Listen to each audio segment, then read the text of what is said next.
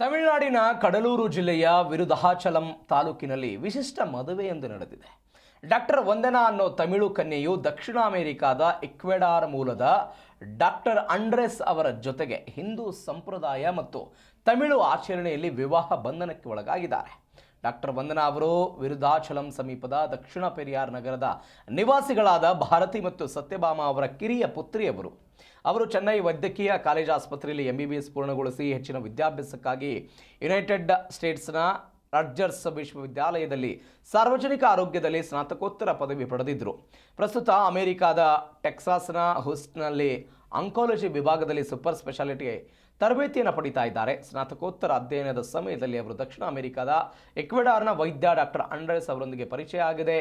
ಬಳಿಕ ಸ್ನೇಹ ಪ್ರೀತಿಯಾಗಿ ಅರಳಿತು. ಎರಡು ಕುಟುಂಬಗಳ ಒಪ್ಪಿಗೆಯೊಂದಿಗೆ ಅವರ ವಿವಾಹ ವಿರುಧಾಚಲಂನಲ್ಲಿರುವ ಖಾಸಗಿ ವಿವಾಹ ಮಂಟಪದಲ್ಲಿ ಸಾಂಪ್ರದಾಯಿಕ ತಮಿಳು ಪದ್ಧತಿಗಳ ಪ್ರಕಾರ ನೆರವೇರಿಸಲಾಗಿದೆ. ನಿನ್ನೆ ಕುದುರೆ ಎಳೆಯುವ ಗಾಡಿಯಲ್ಲಿ ವಧುವಿನ ಮೆರವಣಿಗೆ ನಡೆಯಿತು. ನಂತರ ನಿಶ್ಚಿತಾರ್ಥ ಸಮಾರಂಭ ನಡೆಯಿತು.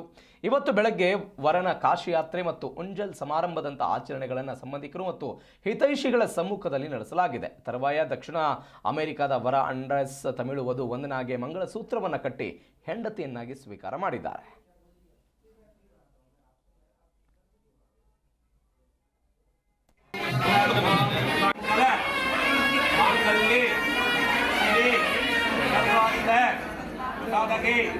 शरण्ये त्र्यंबिके गौरी नारायणी नमोस्तुते वर्णकुंड कलशपूजा समर्पयामि. श्री नमः ओं उमाय नमः ओं भारत्ये नमः ओं भद्राय नमः.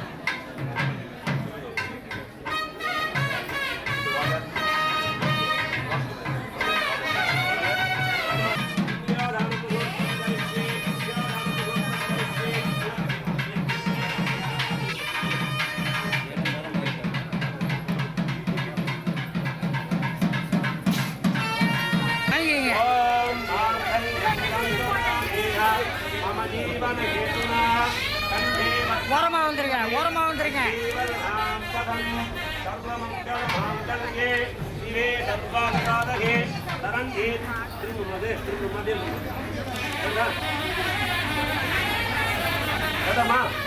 ஓகே